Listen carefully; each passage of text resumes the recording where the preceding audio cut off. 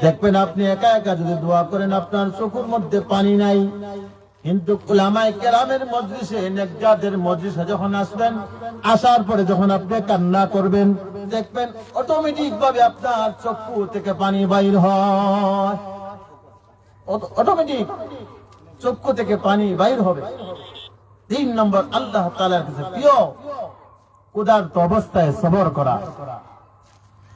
দেখেন নবীজি সাল্লাল্লাহু আলাইহি সাল্লাতু ওয়াসাল্লাম মিজাজ, আবু বকরের মিজাজ, উমরের মিজাজ, উসমানের মিজাজ, আলীর মিজাজ, জিবরাইল আলাইহিস সালাতু ওয়াসসালামের মিজাজ, আল্লাহ সুবহানাহু ওয়া তাআলার মিজাজ সব এক।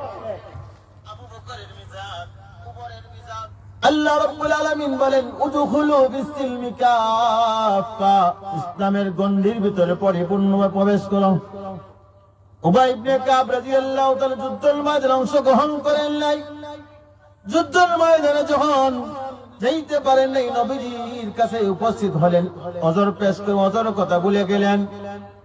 আল্লাহর নবী বলেন তুমি যুদ্ধের ময়দানে অংশগ্রহণ করতে পারো নাই, তোমার কথাকে তুমি ঠিক রাখতে পারো নাই, এই উবাই ইবনে কাব তুমি আমার সামনে থেকে তুমি চলে যাও, তোমার চেহারা আমি দেখতে চাই না। উবাই ইবনে কাব রাদিয়াল্লাহু তাআলা মনের মধ্যে কত কষ্ট, আল্লাহর নবী সাল্লাল্লাহু আলাইহি সাল্লাতু ওয়াসাল্লাম চেহারা দৃষ্টি আমার উপর থেকে সরে গিয়েছে। আবু বকর বলেন নবীজি সাল্লাল্লাহু আলাইহি সাল্লাতু ওয়াসাল্লাম চেহারা আপনার উপর থেকে সরে গিয়েছে, আমাদেরও চেহারা আপনার উপর থেকে সরে যাবে।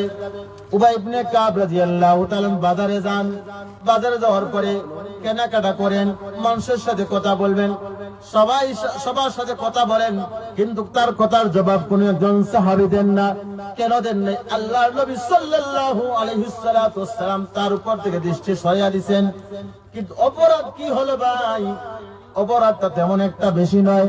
আমি যুদ্ধের ময়দানে যাব, এখন যাব না পরে যাব, এখন যাব না পরে যাব, এই কথা নবীজি সাল্লাল্লাহু আলাইহি ওয়াসাল্লাম কাছে ভালো লাগে নাই। নবীজি সাল্লাল্লাহু আলাইহি ওয়াসাল্লাম কি করলেন? চেহারা বুড়িয়ে দিলেন। এখন আমি আপনি চিন্তা করি ভাই, বালেগ হওয়ার পর থেকে আমি কত নামাজ ছাড়তেছি। আল্লাহর নবী বলেন 7 বছর বয়স যখন হয় সন্তানদেরকে নামাজের উপদেশ দাও, নামাজের আদেশ করো। 10 বছর বয়স যখন হয়ে যায় তখন তুমি নামাজ না পড়ার কারণে তাকে পিটানি দাও। 12 বছর বয়স যখন হয়ে যায় নামাজ ফরজ হয়ে যায়। এখন আমরা আযান শুনি ফজরের সময়, মুয়াজ্জিন সাহেব বলেন as-সালাতু খায়রুম মিনান নাওম, ঘুম থেকে নামাজ উত্তম। এই সময় শীতের সময় আমরা বলি ভালো করে কম্বল নিয়ে, লেপ নিয়ে আমরা লেপের নিচে গিয়ে আরো আরাম করে বলি না না, নামাজের চাইতে আমাদের ঘুম ভালো। যুদ্ধের ময়দান একটা ফরজ বিধান, নামাজ পড়া একটা ফরজ বিধান। যেই লোক ফজর নামাজ ছেড়ে দেয়, এই অবস্থায় যদি মারা যায়, কবরে যখন তাকে রাখা হবে, ফজর নামাজ ছাড়ার কারণে জোহরের আগ পর্যন্ত তার কবরের মধ্যে সাপ কামড় দিতে থাকবে, দংশন করতে থাকবে। জোহরের নামাজ ছেড়ে দেওয়ার কারণে আসর পর্যন্ত সাপ তার কবরের মধ্যে তাকে কামড়াইতে থাকবে, দংশন করতে থাকবে। এইভাবে ভাই বালেগ হওয়ার পর থেকে আমি কত নামাজ ছাড়তেছি, আমার মনের মধ্যে কোনো কষ্ট নাই। একটা গুনাহ এখন না পরে এই কথাটা নবী সহ্য করতে পারেন নাই, আর আমি নামাজটা ছেড়ে দিলাম। আমি নামাজটা ছেড়ে দেই, রমজানুল মুবারক মাসে আমি রোজাগুলো ছেড়ে দেই। আমার কাছে যাকাত দেওয়ার সামর্থ্য আছে, আমি যাকাত আদায় করি না। হজ করার সামর্থ্য আছে, আমি সামর্থ্য থাকা সত্ত্বেও হজ করি না। এইভাবে আল্লাহ তাআলা যুদ্ধের ময়দানে অংশগ্রহণ করার জন্য উলামায়ে কেরামের পক্ষ থেকে ডাক চলে আইছে। এই সময় আমি যুদ্ধের ময়দানে যাইতেছি না, আমি ভয় পাইতেছি, তরবারের আঘাত আমি ভয় পাইতেছি। ফরজ বিধানের মতো যুদ্ধের ময়দানে যুদ্ধ একটা ফরজ বিধান। যুদ্ধ করা আল্লাহর দ্বীন রক্ষার জন্য যুদ্ধ করা একটা ফরজ বিধান। যদি আজকে ভারতের জমিনের মধ্যে এই ব্রিটিশ তাদের বিরুদ্ধে ফতোয়া না দিতেন উলামায়ে কেরাম, তাহলে আজকে আমরা এই জায়গায় দ্বীনি কথাবার্তা বলারও সুযোগ হইতো না, শোনারও সুযোগ হইতো। এই জন্য উলামায়ে কেরামের কাছে আমরা ঋণী। এই জন্য উলামায়ে কেরামদেরকে আমরা মহব্বত করব, ভালোবাসবো। আল্লাহর নবী সাল্লাল্লাহু আলাইহি ওয়াসাল্লাম বলেন, তুমি আলেম হও, না হয় তুমি তালবে ইলম হও, না হয় তুমি সাহায্যকারী হও, না হয় তুমি মহব্বতকারী হও।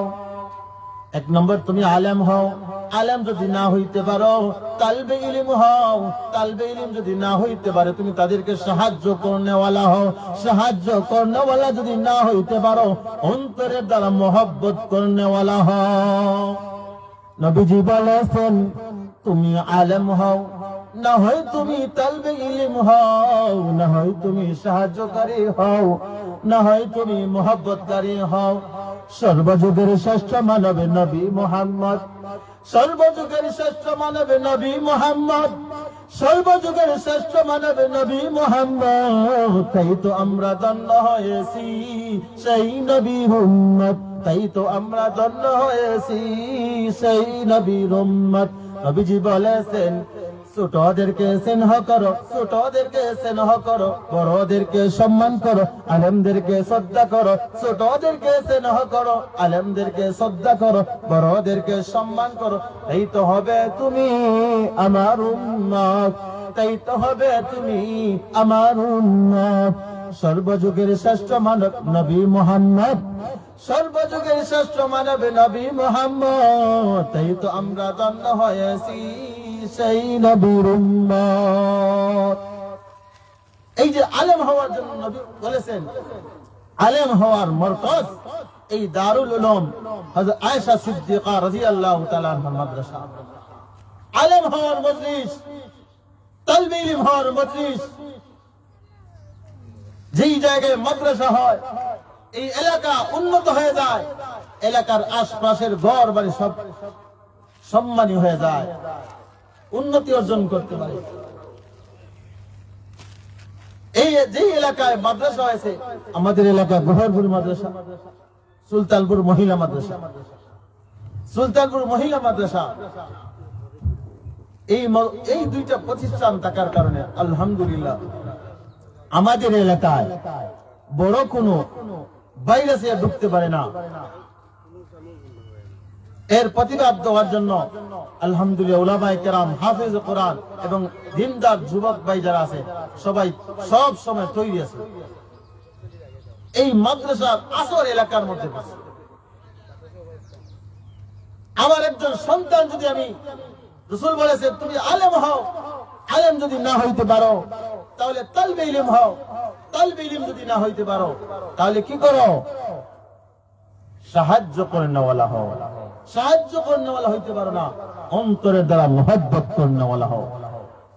কিন্তু পৃথিবীর যত দ্বীন এবং ইসলাম বিরোধী যারা আছেন তারা সকল ঐক্যবদ্ধের সাথে জাতিকে আলেম থেকে বিচ্ছিন্ন করার জন্য, জাতিকে দিনদার থেকে বিচ্ছিন্ন করার জন্য যত পথ অবলম্বন করা হইতেছে।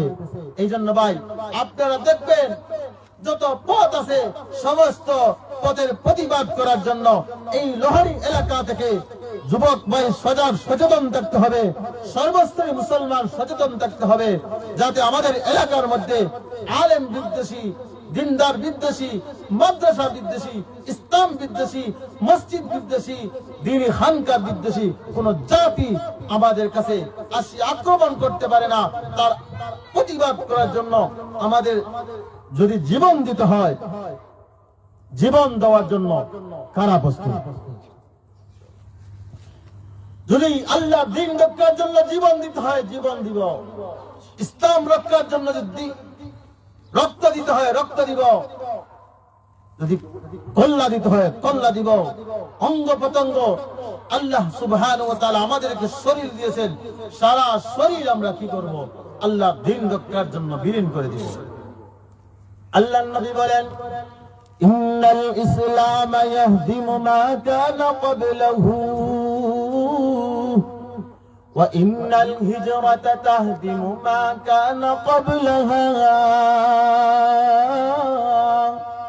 وإن الحج يهدم ما كان قبله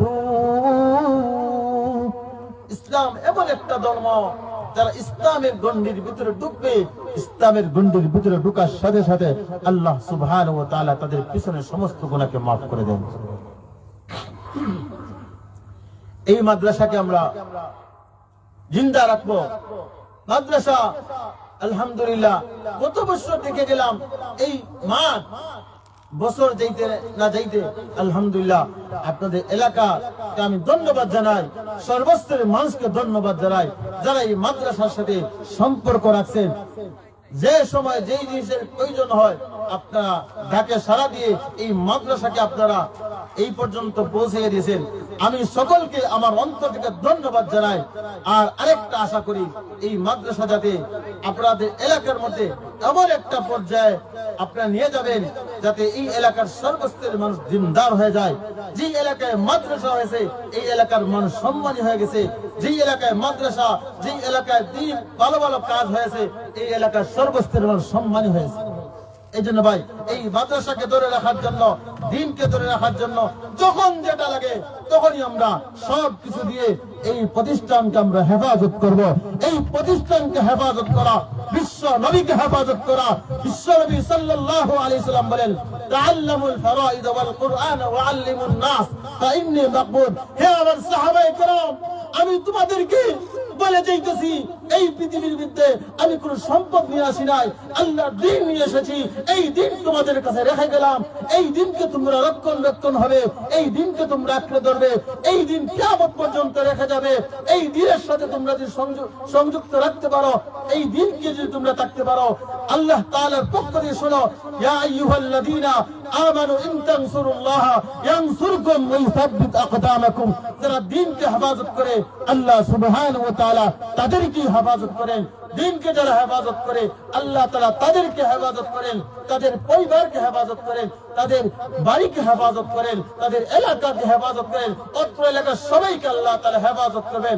আলহামদুলিল্লাহ, আল্লাহ এই প্রতিষ্ঠানকে কিয়ামত পর্যন্ত প্রকৃত তোমার দ্বীন রক্ষার জন্য তুমি কবুল করো। সবাই বলেন আমিন। সারা দুনিয়া থেকে আমার এই বয়ান যারা দেখতেছেন সবার কাছে আমি দোয়া চাই, এই প্রতিষ্ঠান যাতে আমাদের দেশের জন্য একেবারে উজ্জ্বল একটা প্রতিষ্ঠান, নক্ষত্র হিসাবে সূর্যের মতো যেমন সারা জাতিকে আলো দিতে পারে, আল্লাহ সেই প্রতিষ্ঠানকে তুমি কবুল করো। সবাই বলেন আমিন। আলহামদুলিল্লাহ, এই মাদ্রাসার সাথে আল্লাহ সুবহানাহু ওয়া তাআলা আমাকেও মওত পর্যন্ত থাকার তৌফিক দান। সবাই বলেন আমিন। আলহামদুলিল্লাহ। ربنا ظلمنا أنفسنا وإن لم تغفر لنا وترحمنا لنكونن من الخاسرين رب ارحمهما كما ربياني صغيرا رب اجعلني مقيم الصلاة ومن ذريتي ربنا وتقبل دعاء رب العالمين তোমার কাছে কি শুকরিয়া দেখুন। হে আল্লাহ, পিতা মাতার দিলের ভিতরে দিনের দরদ ঢুকানোর কারণে হে আল্লাহ দিন শিকার মতন সুযোগ আল্লাহ তুমি করার তৌফিক দিছো। হে আল্লাহ দিনের উপর চলার মতন তৌফিক দিছো, দিন মানুষের কাছে পৌঁছানোর সুযোগ দিয়েছো আল্লাহ। হে আল্লাহ, আমার আব্বাজান এত কষ্ট করে আল্লাহ আমাদেরকে দিন শিখিয়েছে। আল্লাহ কবরে চলে গেছেন, আল্লাহ আমার আব্বার কবরকে তুমি জান্নাতের বাগান বানায়া দাও। আয় আল্লাহ, আয় আল্লাহ, আমার আব্বা জানের মতন আয় আল্লাহ যত পিতা মাতা তাদের সন্তানকে মাদ্রাসায় দিয়েছেন তোমার দিন শিখার জন্য, আল্লাহ প্রত্যেকের পিতা মাতা সন্তানদেরকে তুমি দিনদার হিসাবে তুমি কবুল করে নাও। আল্লাহ প্রত্যেকের অভাব অনটন পেরেশানিকে আল্লাহ আপনি দূর করে দেন। আল্লাহ প্রতিষ্ঠানের শুরু থেকে শেষ পর্যন্ত আল্লাহ পরিপূর্ণ কামিয়াবি জাহিরি এবং বাতিনি ভাবে আল্লাহ পরিপূর্ণ কামিয়াবি তুমি দান ফরমাও। আল্লাহ মাহফিলের আল্লাহ শুরু থেকে শেষ পর্যন্ত পরিপূর্ণ কামিয়াবি তুমি দান ফরমাও। কিয়ামত পর্যন্ত আল্লাহ এই প্রতিষ্ঠানকে তুমি কবুল করে নাও। দুনিয়ার সব শক্তি থেকে আল্লাহ, দুনিয়ার ভয় ভীতি থেকে, সমস্ত ষড়যন্ত্রকারী ষড়যন্ত্র থেকে আল্লাহ, ক্ষতিকারের ক্ষতি থেকে আল্লাহ আল্লাহ তোমার নবীর বাগানকে তুমি হেফাজত করিও আল্লাহ। আল্লাহ মাদ্রাসা পড়নেওয়ালা, পড়ানেওয়ালা, মোহাব্বত করনেওয়ালা, সাহায্য করনেওয়ালা, আয় আল্লাহ সবাইকে মকবুলিয়তের জামাতের মধ্যে তুমি শামিল ফরমাও। আয় আল্লাহ যতদিন আমাদেরকে দুনিয়ার মধ্যে জীবিত রাখো, আয় আল্লাহ পরিপূর্ণ হেদায়েত দিয়ে হেদায়েত উপর ইস্তেকামত রাখিও। যখন আল্লাহ আমরা মৃত্যু দাও, হেদায়েতের উপরে রাখি ঈমানের সাথে দুনিয়া থেকে শেষ বিদায় দিও। আয় আল্লাহ জীবনের শেষ মুহূর্ত পর্যন্ত আয় আল্লাহ প্রতিটা কদমে কদমে দিনের কাজ করার তৌফিক দাও। প্রতিটা শ্বাসে প্রশ্বাসে আল্লাহ তোমার নাম উচ্চারণ করার তৌফিক দাও। আল্লাহ আমাকে আমার মহব্বতের সমস্ত মানুষদেরকে তুমি পরিপূর্ণ হেদায়েত তুমি দিয়া দাও। আয় আল্লাহ পরিপূর্ণ হেদায়েত ও তাকার তৌফিক তুমি দান করো। আয় আল্লাহ মৃত্যু পর্যন্ত দিনের কাজে ইখলাসের সাথে লাগিয়ে থাকার তৌফিক তুমি দান করো। ময়দানে মাহশরে দিন আল্লাহ হুজুর সাল্লাল্লাহু আলাইহি সাল্লাতু ওয়াসাল্লাম জান্নার নিচে আমাদের জায়গা দিও। আল্লাহ আপনার হাবিবের সুপারিশ আমাদের উপর ওয়াজিব করে দিও। আয় আল্লাহ আপনার হাবিবের হাতে হাউজে কাউসারের পানি আল্লাহ আমাদেরকে পান করাইও। আয় আল্লাহ এলাকার মধ্যে আল্লাহ মেয়ার বাজার মসজিদে দীর্ঘদিন থাকলাম, এই মসজিদকে তুমি কবুল করে নাও। আল্লাহ আমার সমস্ত মুসল্লিদেরকে মাফ করে দাও। আয় আল্লাহ কিছুদিন আগে বিশেষ করে আল্লাহ মেম্বার সাহেব দুনিয়া থেকে বিদায় হয়ে গেছেন, তোমার বান্দাকে তুমি মাফ করে দাও। আয় আল্লাহ আমাদেরকে মহব্বত করে করে যত তোমার বান্দা এবং বান্দি কবরে চলে গেছেন, আয় আল্লাহ तमाम বান্দা এবং বান্দিদেরকে তুমি মাফ করে দাও। কবরের মধ্যে কোনো কষ্টের মধ্যে থাকলে আল্লাহ তুমি তাদের মুক্তির ফয়সালা করে দাও। যারা জীবিত অবস্থায় যত জায়গা থেকে আল্লাহ আমাদেরকে মহব্বত করেন, ভালোবাসেন, আয় আল্লাহ সবাইকে দিন দুনিয়ার সমস্ত বালাইয়ের উপর থাকার তৌফিক তুমি দান করো। আল্লাহ সবচেয়ে বড় দরখাস্ত, আয় আল্লাহ আমাদেরকে জান্নাতের মধ্যে একসাথে আল্লাহ তুমি জায়গা দিও। আল্লাহ হুজুর সাল্লাল্লাহু আলাইহি ওয়াসাল্লাম জান্নাতের সামনে রাখিও। ততদিন দুনিয়াতে রাখো, এমন কোন গুনার মধ্যে আল্লাহ আমরা লিপ্ত করাইও না, যেই গুনার মধ্যে লিপ্ত হইলে আল্লাহ তুমি আমাদের প্রতি নারাজ হয়ে যাও। আল্লাহ তোমার হাবিব আমাদের প্রতি নারাজ হয়ে যায়, এমন কোন গুনার মধ্যে আমরা তুমি লিপ্ত করিও না। যদি তকদির মধ্যে গুনাহ লেখা থাকে আল্লাহ এই গুনারে তুমি তকদির থেকে তুমি সরাইয়া দাও। ও আল্লাহ যারা হাত তুললাম সবাইর বাইতুল্লাহর গিলাফ ধরার তৌফিক দাও রব্বুল আলামিন। যারা বাইতুল্লাহ যাওয়ার সুযোগ হইছে আল্লাহ বারবার যাবার তৌফিক দাও। আল্লাহ যারা সুযোগ হইছে আল্লাহ তুমি কমপক্ষে একবার তো যাবার সুযোগ দিয়া দাও। আয় আল্লাহ অনেক কিছু বলার আছে আল্লাহ, আমরা সবার জন্য সবার লাগে যেই জিনিসটা মঙ্গলজনক সেই জিনিসটা আমরা সব তুমি দান করো। যেই জিনিসটা আল্লাহ আমরা ক্ষতিকারক এই জিনিস থেকে আমরা সব তুমি হেফাজত করো। ربنا تقبل منا إنك أنت السميع العليم وتب علينا يا مولانا إنك أنت التواب الرحيم آمين آمين برحمتك يا أرحم الراحمين.